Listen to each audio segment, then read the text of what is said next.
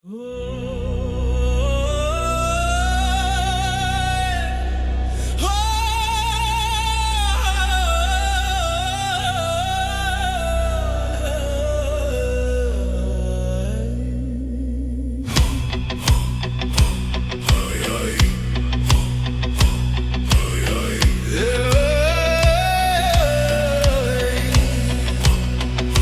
aude iar pământul sub pașii mei, muștelele mă strigă încet pe nume, Carpații stau de veche peste ani, iar vântul îmi șoptește vechi rugăciuni. Cavalul plânge în zare lung și rar,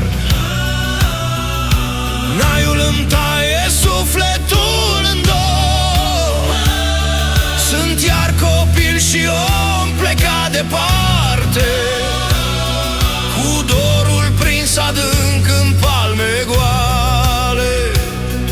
Urc dealul încet cu inima grea, bisericuța albă mă cheamă iar.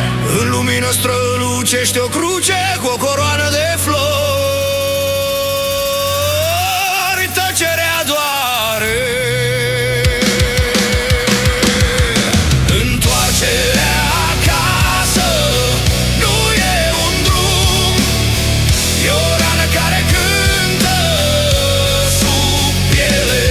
Întoarcerea acasă sunt eu, cu tot ce-am fost și ce n-am spus vreodată.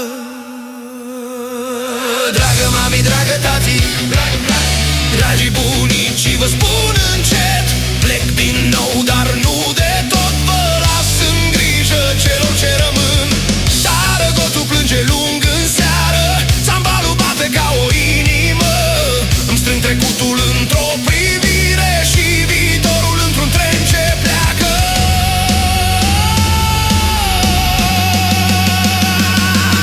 Întoarcerea acasă nu e un loc, e o flacără ce nu se stinge. Întoarcerea acasă e dorul care mă cheamă oriunde aș fi.